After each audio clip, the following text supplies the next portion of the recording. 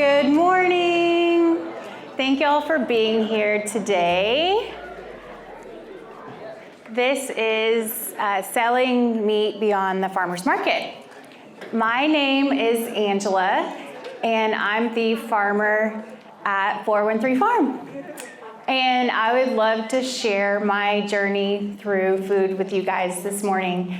I moved to Adair, Oklahoma in 2016 and started with chicken. Chicken you can turn over in 49 days. I heard someone else mention that they were raising chicken right here.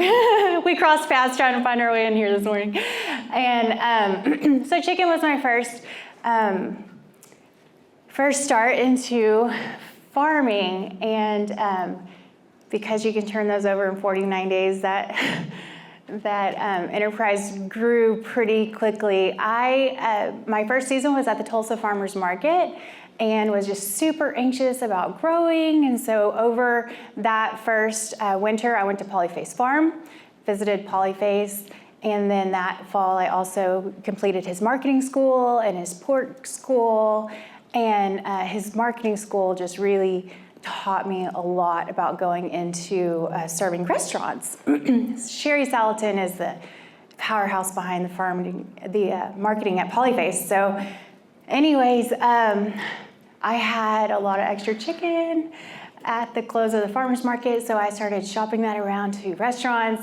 And Tulsa really has a heart and passion for the local farmer. And so I went from 300 chickens at the Tulsa Farmers Market to serving over 26 different chefs, restaurants, and startups throughout Tulsa over the next year or two, and years 2 and 3 of growing, which was impressive. I saw my name on every menu in town, and it was a lot of work. Restaurants go through a lot of food, but I was new to the industry, and I was super inspired and excited, but at the end of the day, numbers matter. And so I was working on a wholesale rate. I have 7 kids, and I was gone all the time.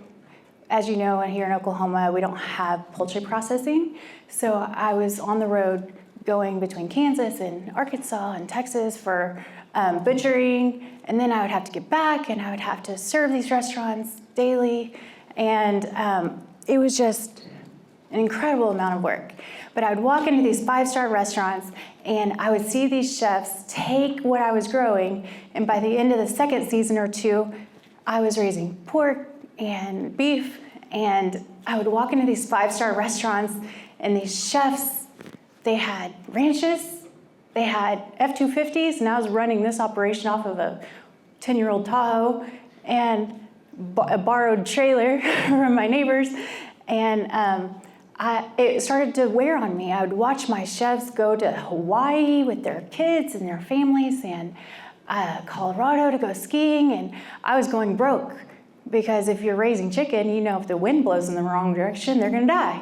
And they sure did. And then we had historic flooding, and I walked out and I saw thousands of chickens 4 feet underwater. The day before, I had to take them to butcher, and it was just devastating loss after devastating loss. And when you're selling at the wholesale rate, you sink really, really fast.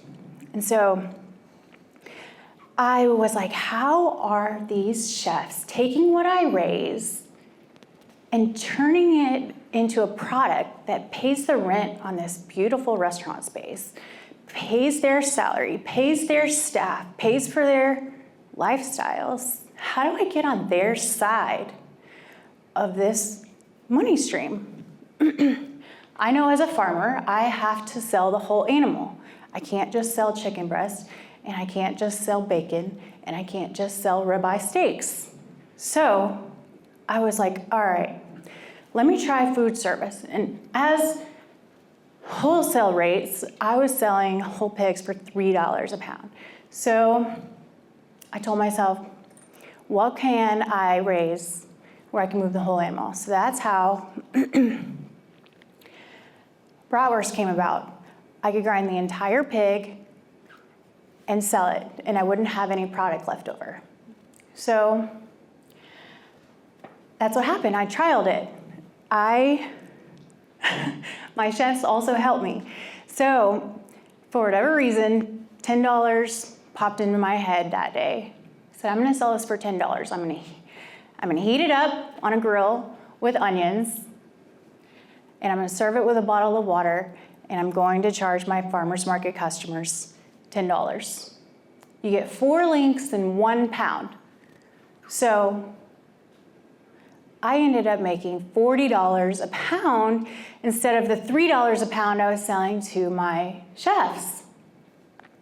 So it took off. I didn't realize how much onions sell. It captivates your audience. So I went from almost losing my farm, cashing out my savings to get over all of these devastating weather events, into completely turning my farm around by entering into hot and ready to eat food. So that has grown into hamburgers. I started breaking down cows into, like I said, you have to move the whole cow into hamburgers. So I grind the entire cow into jalapeno and cheese patties or regular patties, and I heat and serve. So I begged farmers to try for years. I'm like, you have to come onto this side of food service. Farmers who sell ground beef for $8 a pound, I'll go buy it from you, turn it into 3 patties from that ground beef, heat and serve on my little griddle. I'm asking the customers for $14. So it's a choice. It's intimidating, but the best cooks out there are farmers. There's no one who cooks better than us. We have the highest quality ingredients you can get your hands on.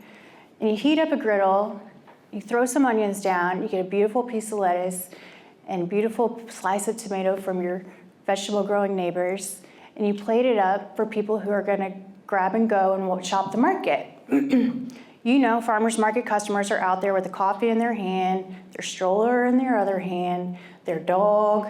They're ready to just shop, walk, and talk. And you're capturing so much money through food service. I'll break down the numbers for you. Okay, so because my bratwurst idea is such a short window of time, it's lunch service. I wanted to extend my service hours.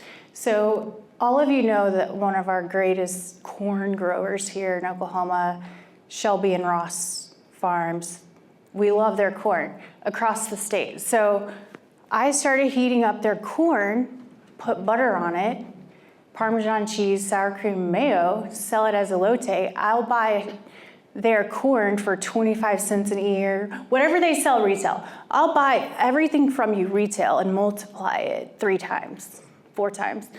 So I buy everything retail from them. These are their girls that were out there when I was buying bushels. Heat and serve it, $7. People buy it all day long. All day long. Those are my bratwursts. During COVID, that was a struggle. I was like, okay, they're shutting down restaurants. I was a restaurant concept. Everything had to be prepared and grab and go, where nobody was touching anybody. So I would get Oklahoma peaches, and I would make Oklahoma cinnamon rolls, peach cinnamon rolls, and cobbler, and everything that was grab and go out of Oklahoma's finest peaches. So that was how I survived COVID. I actually partnered with a pastry chef out of Tulsa who was also sidelined because we were closed with COVID. And I was like, hey, if I bring you Porter peaches, can you make everything, peach everything? And she would. So she would go home, she would bake, she had peach croissants and jam and every bakery item you could think of, and I would buy it from her. And I would take it to the farmer's market and I'd sell it. So it's about partnering with the resources in your community, because we all have our own strengths. I can raise pig, I can raise chickens, but baking at scale, and I just partner with people who are exceptional with that. All right, so here's my pork costs. $100 for a piglet, there's my feed, $150. My butcher cost to turn an entire pig into bratwurst, $1,000. You're gonna get $200 worth of product back, 4 links in a pound, sell it at $10 each. I'm making $8,000 on one pig. You're probably, if you're raising a pig, making maybe $600. You add a bun, onions. I make it a meal deal because people I wanted to make sure they felt like there was a value in it. I get a case of water from Sam's Club and it's 11 cents. I put it on ice and they get their brat and their water or their hamburger and their water and they feel like it's a meal. But that water is only 11 cents to me. So on my cows, I'm yielding back about $20,000 per cow for one cow when I turn it into hamburgers. There's probably not anyone in here who's making $8,000 on a pig or $20,000 on one cow. I think when I bought cows from my milkman, he was maybe making $2,000 on it, maybe. And it took him 2 years to grow it. So $1,000 a year for his time. You break that down into months. He's making less than $100 a month on that cow. Break that down into days. He's making $3 a day to raise that cow. So I turned around, turned it into, because on a cow, you're getting so much ground beef anyways. You're only getting 40 pounds on a steak of a 600-pound yield. And so you're getting back so much grind anyways. So you can be a rancher and make $3 a day, or you can turn it into a hamburger patty and put lettuce and tomato and make $20,000 on your cow. You got to be there to raise it anyways. What do you want to do? How do you want to spend your time? I got a couple of years under my belt and I started vacationing. I was like, actually, this makes, well, I was raising 250 pigs a year trying to keep up with the restaurant and community and never had time for a vacation, never had money for a vacation. So in order to replace that revenue, I raise and sell maybe 2 pigs a month and vacation. Went to Mexico. I'm planning summer vacation, go back to Mexico, lay on the beach and enjoy some cervezas. So hot chocolate, how do you get through the winter months? As I was studying consumer habits, eating habits, as they get colder, they don't eat. But my animals do. I had to figure out how to survive that. When it's cold, people want something hot in their hand. So I went to my dairy, Swan Brothers Dairy. Y'all might be familiar with them. They're a 97-year-old dairy here in Oklahoma. I got their chocolate milk. It's pasteurized. I put it in a spaghetti pot on a burner. I warmed it up. I put it in a cup. I make $65 a gallon. I pay them retail. They want $6. I turn around, heat it up, and I make $65 a gallon. I'll go through endless amount of chocolate milk. People love hot chocolate in the winter months. You can't cook it, heat it fast enough. I put some marshmallows on there, and they're happy campers. Their kids are happy campers.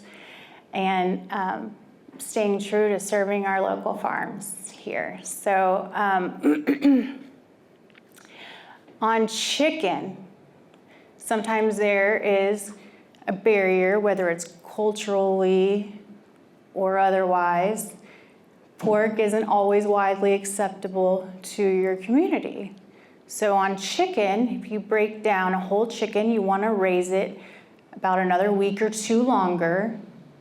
You want a nice, plump, I mean, it's gonna be healthy, but nice plump chicken to get your most yield on your meat. When you grind that down into chicken broths, you're gonna get about 3 pounds. When you break that down per link, I believe you're at about $165 on that bird. That if you sell it otherwise, I'm selling it for $6 a pound, you're maybe making $24, $25 on that whole chicken. So, if you grind it down, turn it into hot links, you can make $150, $160 on that whole chicken. Now, because culturally there is a mental barrier to pork, my consumer base kept asking for alternatives. My daughter, who's 17, she's an FFA at Adair High School. She has raised sheep the past couple of years for the state fair. She had a weather this year. Well, 2022, she had a weather. Well, what do you do with a weather when you don't win? He's useless. So I told her, I said, only thing I know to do with this thing is turn it into some hot dogs. So she said, all right, Mom, let's do it. So I called up the butcher, sent him off. I told my butcher, I said, jalapeno and cheese lamb hot dogs. And he was like, no, girl, not with lamb. It's like, okay, what? Rosemary, feta cheese, garlic, sun-dried tomatoes, lamb bratwurst. And I was like, hold on, let me call some other lamb friends and ask if this recipe flies. Everyone loved the idea. I don't know anything about lamb as far as eating it. I sold out. So, lamb bratwurst. No one's probably ever made it. You probably have never seen it. I taught 400 farmers in February who've never heard of lamb bratwurst. But here we are. My daughter made $2,500 on her 30-pound yield on her lamb. She was stressed and pressed about not winning, and she was researching AI genetics across the country. She was calling Prior Vet, and she was like, hey, if I find the top genetics, can you AI my ewes so I can have a chance to win next year's state fair? And then when I gave her $2,500, she said, Mom, what am I doing? I'm focused on the wrong thing. I just need the best tasting meat lamb I can get my hands on. Called up Gary Greenwood of Big Cabin. He's like the grandfather of farming in our region. I said, do you got a ram? My girl needs to breed back her ewes. Went and picked him up. We've got ewes that are pregnant out to pasture, and she's redirected her attention. She wants to grow her lamb crop to make as many lamb bratwursts as she can get her hands on. Now, I live in Adair, Oklahoma, tiny town. We have a community center. I don't know if your towns have community centers, but in our community center where the Boy Scouts meet and the firefighters meet for their yearly awards, they have a commercial kitchen sitting there, unused. So if you go to your little community center in town, they probably have a commercial kitchen in there, and you can probably ask them if you can rent it a day or two a week to go value add your products without having to build a commercial kitchen. It's just sitting there in your town, ready for you. Y'all pay into these resources. I have a farmer friend who has a commercial kitchen on their farm. So I partner with them to be able to use their commercial kitchen. And they also have gotten into ready-to-eat foods. They can't cook fast enough. They break chicken down into chicken and noodles and chicken enchiladas and every chicken and dumplings, everything you can imagine. And this farmer's wife can't cook fast enough. They take it to the farmer's market, frozen, grab and go out of their freezers. And that is what everybody is wanting to eat over the frozen take-home cook it yourself. OSU and University of Arkansas had a conference a few years ago, and they said millennials are pressing and pushing for grab-and-go, pasture-raised, local, farm-raised food items. People aren't cooking like they used to, but they want fresh, local, regenerative food options that are grab-and-go. So this is definitely a market for you to consider getting into. There's another farmer in Tulsa who's partnered with the commercial kitchen that I work with to add, and they're hiring that farmer's wife to cook to add to their website store. So I don't know about you, but I would, before you build another mobile range coop or add more infrastructure to your farm, I would consider investing those dollars into value-added, grab-and-go, ready-to-eat foods. It's spring, we've got festivals that are going to be popping up all over the state. If you get temporary food licenses, they're going to be a lot more lenient for pop-up stands at these festivals than they are going to be a regular food truck that's in service every day. So depending on the county that you're working in, the city that you're working in, it's going to change across the state. But temporary food licenses for these pop-up festivals are going to be a lot more lenient than a regular food operation. But you just can't beat these numbers. Once I saw these numbers rolling in, I quit wholesale. You can't pay me to go serve another restaurant at all. I'm not interested. It's not worth my time, not once I saw these kind of numbers coming back. I love the food industry, and one of my very first chefs that I ever worked with, Casey, is here. She's with the food bank.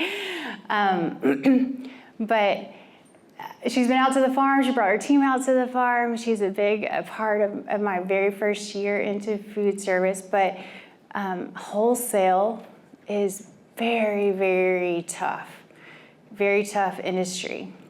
And I value my quality of life.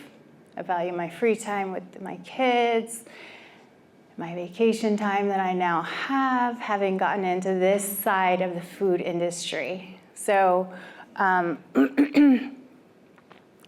much time am I at? Make sure I leave room for questions. So that has kind of been my journey through food. In a nutshell, I'm trying to think, I reached out on a farm group asking, is there anyone else in food service? And one farmer she has a breakfast food truck. She makes $35 a dozen on her eggs that she turns into breakfast burritos. So I'm just so passionate about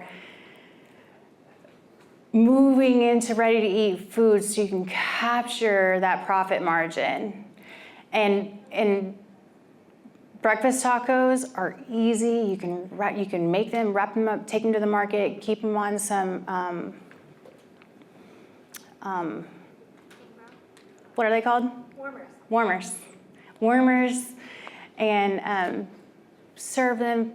We've got a vendor that does that, serves breakfast. All they do is serve breakfast tacos. But what else am I considering? Lemonade. I just started trialing that 2 weeks ago, fresh squeezed lemonade, and incorporating in all the different fruits that come in throughout the spring season. So right now we just had strawberries come online, so making strawberry lemonade. And I've only done it one weekend. I served 2.5 gallons and made $200. off fresh squeezed lemonade with local strawberries, strawberry lemonade. So you don't have to actually grow it, but if you partner with these farmers, you can, the possibilities are endless. And that's why these customers are at your farmer's market, because they're coming to enjoy and taste the fruit of your labor.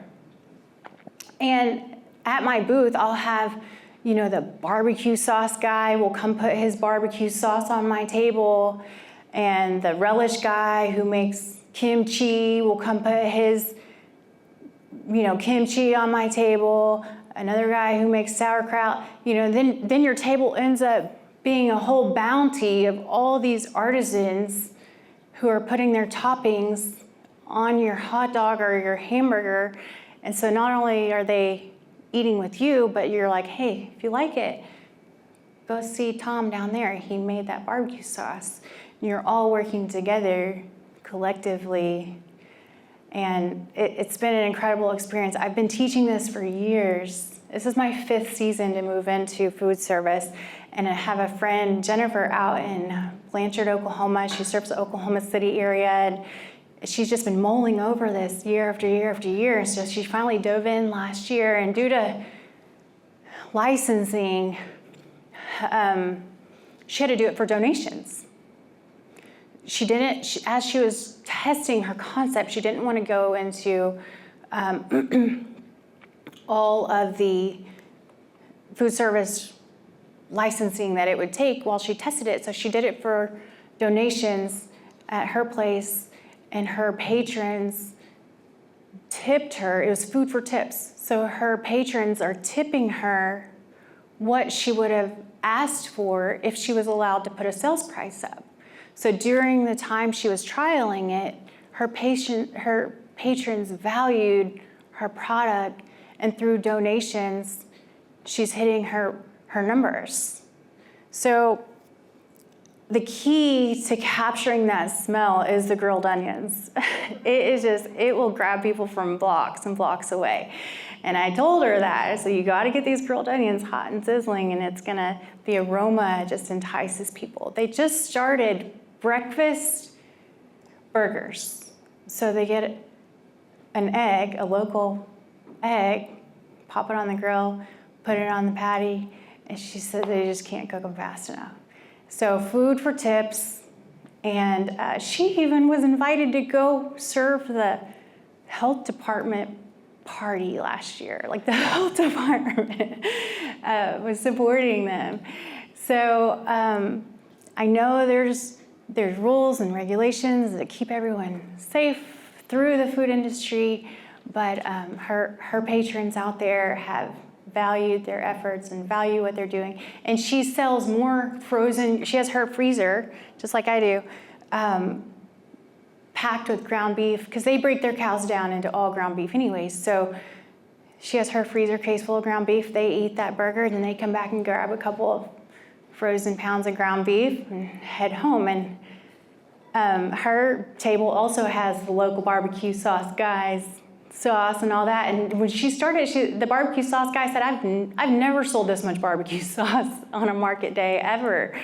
And so it just kind of snowballs into helping your artisan friends and neighbors out there. But I'm just so passionate about this transition. I've been through it all.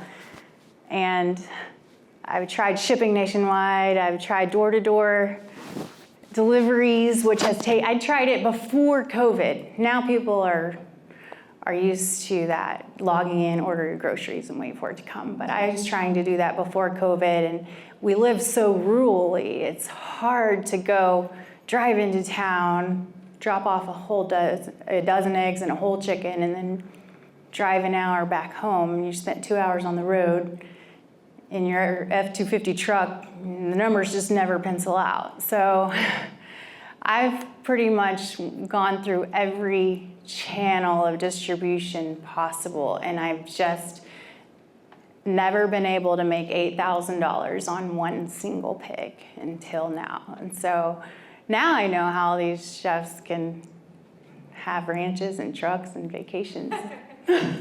So I'm telling you, as soon as COVID lifted, I was out of here. I went on several vacations that year, and many more to come at this rate. So I would love to answer you guys' questions if you have any questions. Yes, ma'am. So do you have a hot dog cart license? Is that what you would have to have in the state of Oklahoma to do the same thing at market? Yes, hot dog cart. I don't have a hot dog cart. Yeah, just the licensing from the health department. It's going to depend on what city and county that you're working out of. I live in Mays County, but Tulsa County is going to have different restrictions. I do carry insurance. Campbell's Risk Management is very farmer friendly. They have a farmer's market liability insurance that's very reasonable. I've been with them for 5 years. But depending on, like Mays County, to operate in Mays County is going to be more lenient than working in Tulsa or in Oklahoma City or in those bigger major cities. They're just going to have more. Well, and instead of a food truck license, they do have hot dog cart license. They do. And so that's what I was saying, for a thing like this, hot dog cart licensing will be much less overhead. Yes. Easier to get. Absolutely. And you're going to need a commissary, and so that's partnering with maybe that rec center in your farm town or your farmer friend who might have a commercial kitchen on their farm. And Miss Laney might have some grants and things. There's actually, there's a grant if you have a shared kitchen, right? Isn't there, if it's a shared? Well, value-added producer grant. Yes, value-added producer grant. If you have some farmer friends that y'all want to get together and open a commercial kitchen and have it as a shared space, that's something that I'm considering trying to do in Adair. I would like to open a restaurant space in my little farm town. And so I've been kind of talking to her about what those logistics would look like as far as what kind of funding is out there. And if you share that space with other entrepreneurs, that opens up more grant funding. So Laney's your girl. She's incredibly wise with all the funding that's out there to be able to get you what you need. And that's something that's on my wish list to do, is to open a restaurant space in my town. Any other questions? Yes, sir. Do you have all your stuff processed under USDA inspection or state inspection, or what do you do? Yes, I am USDA.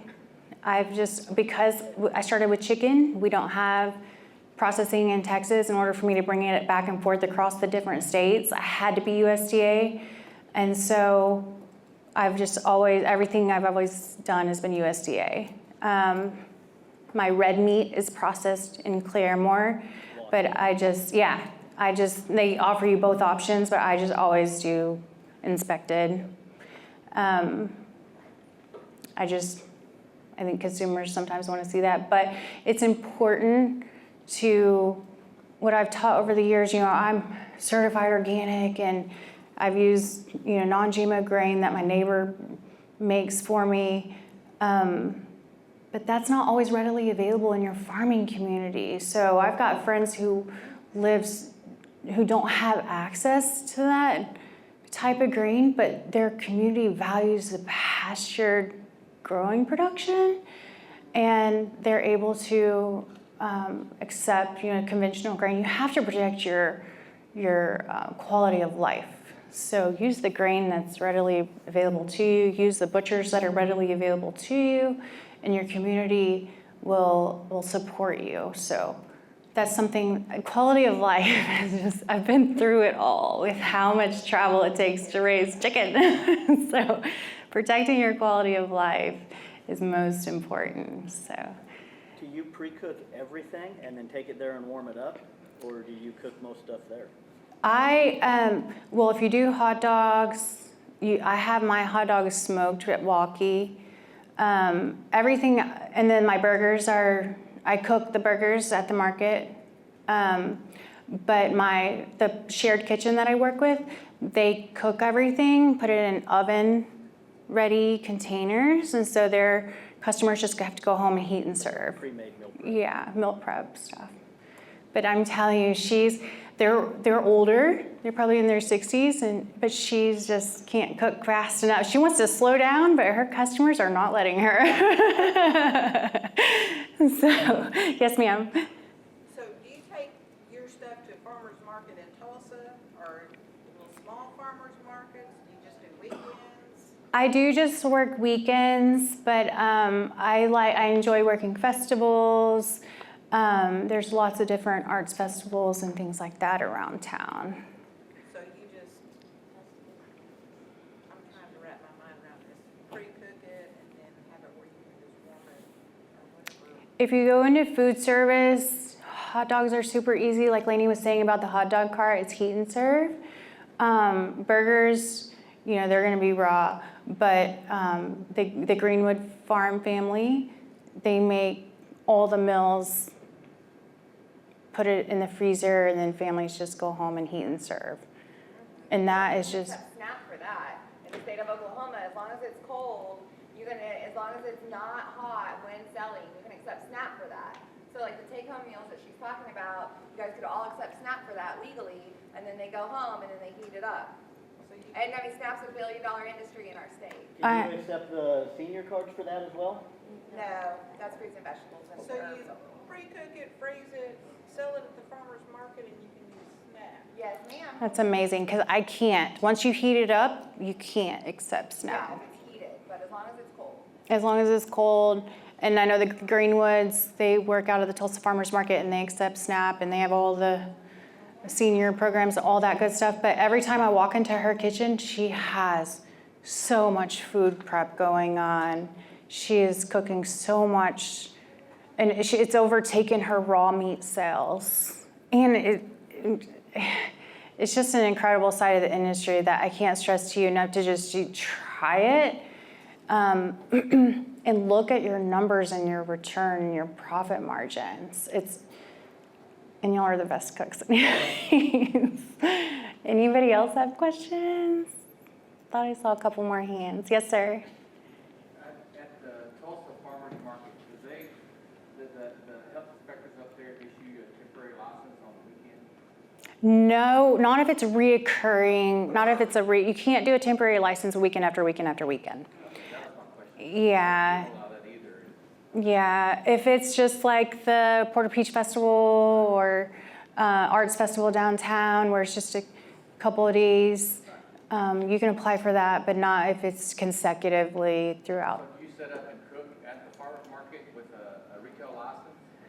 I have a health department license, but I have lost so much money. And I'm so transparent and honest that through this journey, through food, we're up against Mother Nature, And it's a good thing and a bad thing, because we thrive off of our animals being outside on pasture, and then there's Mother Nature, and predators. And before I ask any farmer to invest another dollar in anything, just try it, trial it, partner with the kitchen.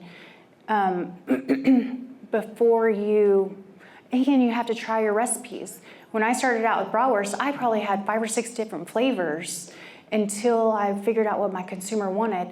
They want jalapeno cheese or they want smoked. So now I just do 2, and mostly fresh jalapeno cheese. I'll do smoked for the kids because they don't like spicy, but there's a trial period to see what your consumer likes and recipes and quantities. But I would do it in the most cost-efficient way possible. Donation, food for tips, doing things on donation until you find your way and find your profitable way forward and what that avenue looks like. Farming is costly. No one ever talks about the losses. I do. Thanks for saying that. It's very, very real. My back was up against the wall. I had lost a lot of money in the wholesale side. And so this was the only way forward. And for your mental health. Yes. Stay farming, right? Absolutely. That's how you got to stay in farming. Yes. And I'm able to, I have a team now. I've got, I've got like 5, I'm able to employ now. I'm able to pay people. I've got 5 people on staff that rotate through and help me. And those numbers were just never there in the wholesale industry. And even raw meat for retail, the profit margin is so small. I mean, 1 pound of ground beef is $8, and I turn around and sell it, for so much more. Yes, ma'am. But specifically about your burgers, so Yeah. you said you're licensed by the health department. So there's no, in my mind, I was thinking you couldn't cook open air, that wouldn't meet regulations, so you can do that? You could do food for tips.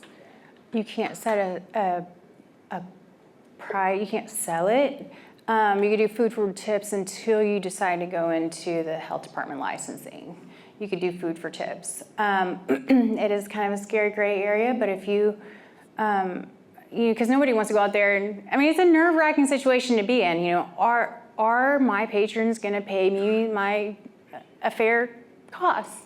And I think just sharing that message with your patrons that this is a trial, and in order for you to validate the expense and cost in getting a food license. But it would have to be on a donation if you're going to serve hot.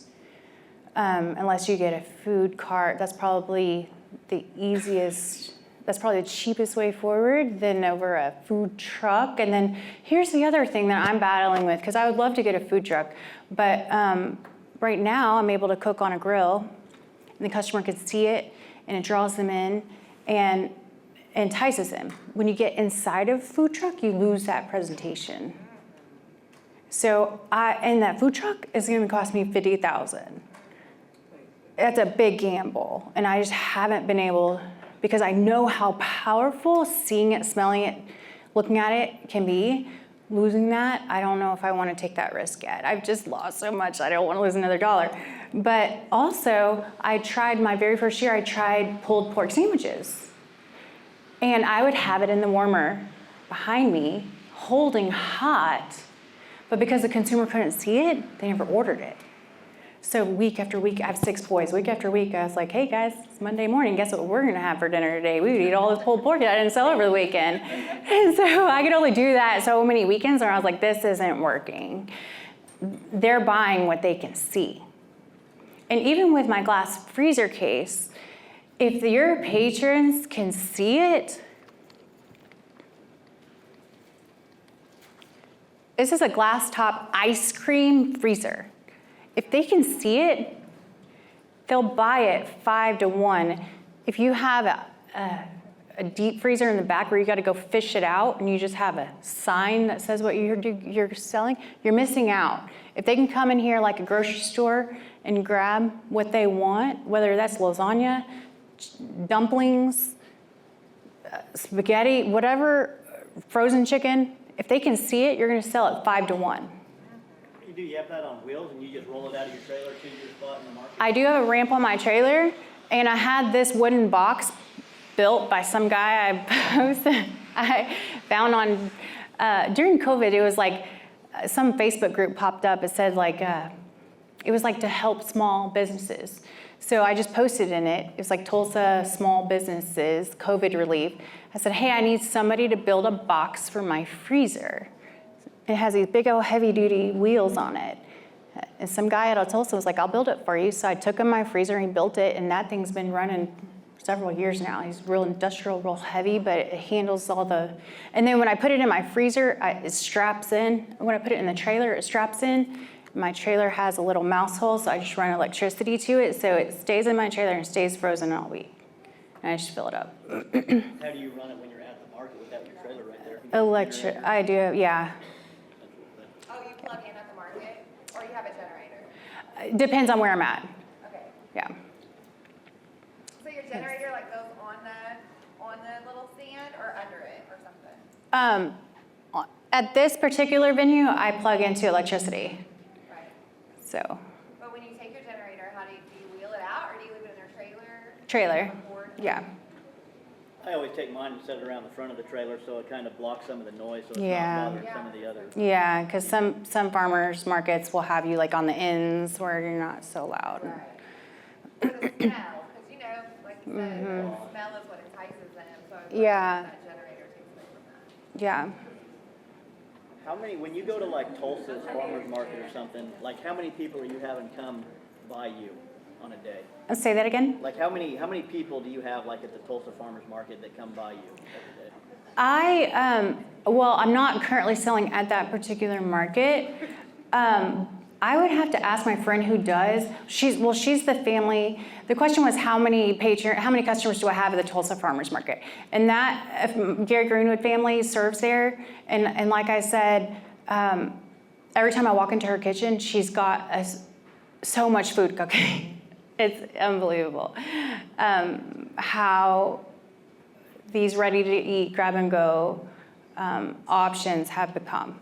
I mean, every time we walk into her kitchen, she's cooking something for the farmer's market. Because like when I go to like Yes, ma'am. the small, oh, So, sorry. obviously it's important that, like, you know, I love the ready-to-made food, I think it's really important. But I'd also like, you know, have you ever considered doing both ready-to-made, so you can eat your hot dog, but you can also buy a 6-pack and take it home and have it? Yes, so right there, so I have my grill right here where I'm cooking it, but all my brats are right here, and especially during the summertime, they're grabbing those bratwurst packs for home for the grill to cook out, poolside, friends coming over. So I sell a lot of frozen packs also. Now I'm selling one frozen pack for $15, but I'd rather not because I could sell it for $40 if I heat it up. But your customers, they'll take a bite, they'll eat it, they'll think about it, they'll come back and they're like, hey, we're grilling out tonight, I want to serve my friends. And so they'll grab a couple of packs of brats to go, especially as you get closer to 4th of July and everybody's grilling out. Yes, ma'am. Oh, I was gonna ask how many pounds it was, but they answered. So 1 pound for 6-pack? How many? Pounds are in your 6-pack? 1 pound equals 4 links. 4 links, okay. Yes. Any other questions? Any other ideas? What are y'all currently doing? Is anyone currently selling raw meat for retail? Raw meat? Chicken, pork, beef? Beef? And lamb. Beef and lamb, another lamb. Chicken? Yes, we have a state inspected poultry and rabbit processing. Are you facility. CF? 3F. 3F? Process. Okay, yeah. So we process for ourselves and sell chicken, and then you can bring your poultry to us and we'll turn it into meat, and you can wholesale it or retail. Yeah, you're USDA? Oklahoma State. Oh, you're Oklahoma State. Okay. I think you came on board a couple years after I started. Yes. And I remember the flood in the chickens. Oh, heartbreaking. Processing and losing everything. Yeah, that was devastating. That was so devastating. Where do you do your chickens at now then? You go to Texas? Texas, Windy Meadows. I process my chickens with Windy Meadows out of Texas. They are with the APA group, American Pastured Poultry Producer Association, and longtime friends. That was another organization I joined when I started farming. And I needed, at the time, I was working with a restaurant that needed a very specific weight. And I was working with a butcher out of Arkansas, but their schedule was so tight, they couldn't be very flexible. You know, once you committed to a date, it had to go. But Windy Meadows at the time, well, still, they processed pretty much daily, so they could work me in when my birds reached the weight that I needed to be to meet this restaurant's requirement.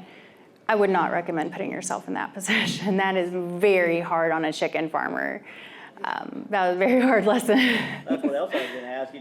Do you raise them all through the year, or do you do one big group of them and they go to processing and you're done for the year? Oh, the question was, do I raise all year?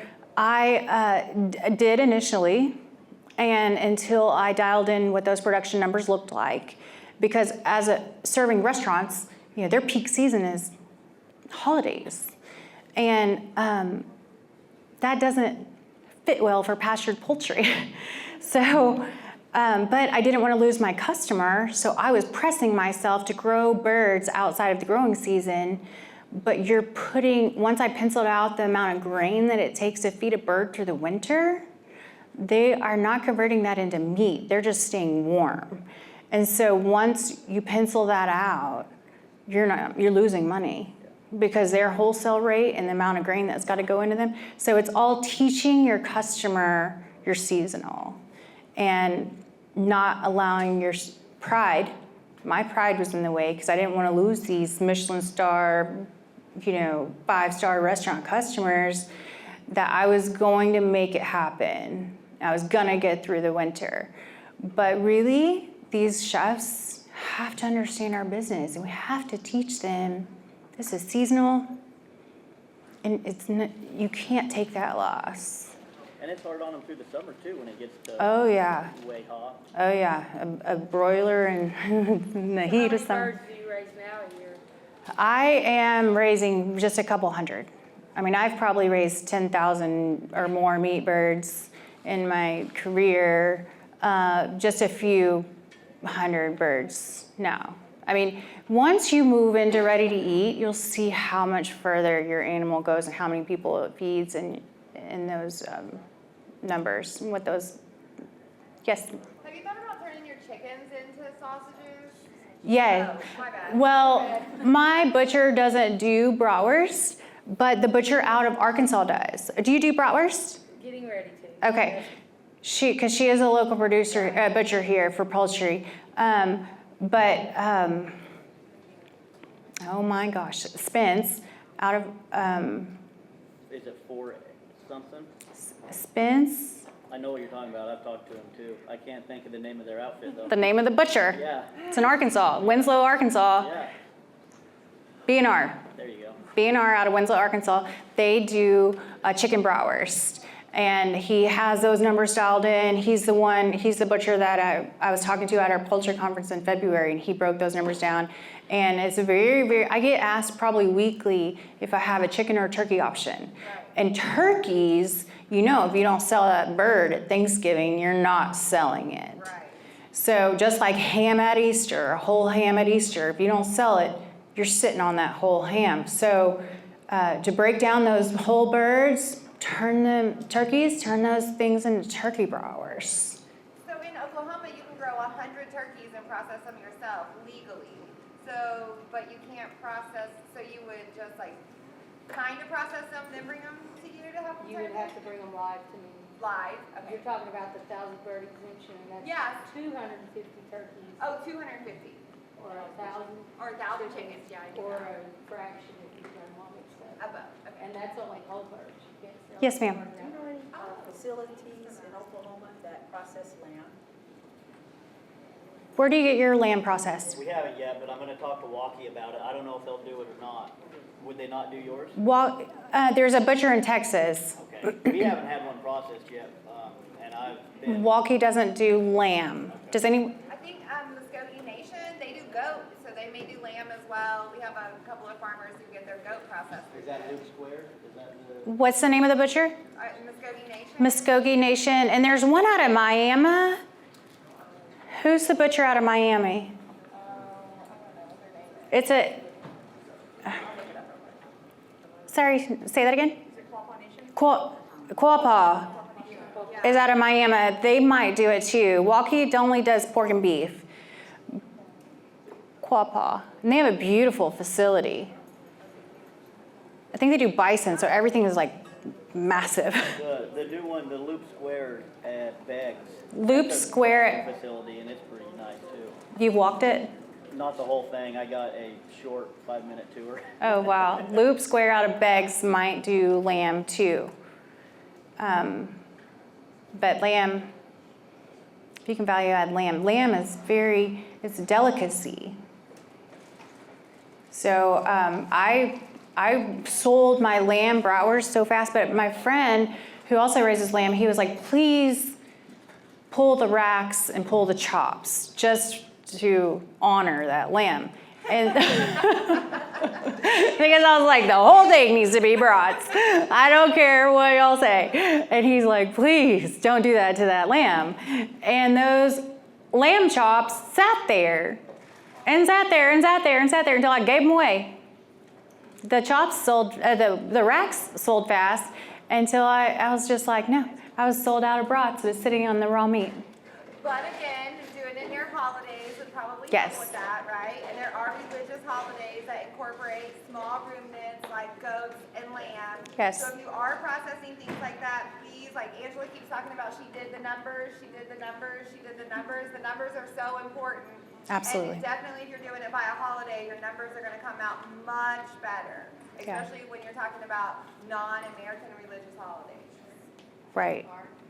I know, I can give you my information. And some people culturally, they just have this mental block on pigs and the way they're raised. And if you just share them, like our pigs live their best life. I don't know where y'all came up with these pigs, but you know, some people are like, well, they don't sweat, and you know, all these different things about pigs. But if they just came out to your place and saw them frolicking around in the grass, they might have a better take on it.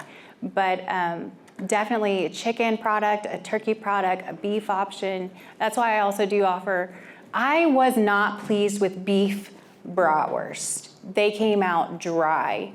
It's hard to, 2 minutes, it's hard to beat the juiciness of a pork product. So when you put beef next to it, you're just like, man, this is really dry. So I'm happier with the burgers over the bratwurst. So. I found one fed-in meat processing for goats and lamb at 405, and they're halal certified. Which again, if you're worried about religious holidays, you'll definitely want to go to a processor that is halal certified. Any other last minute questions?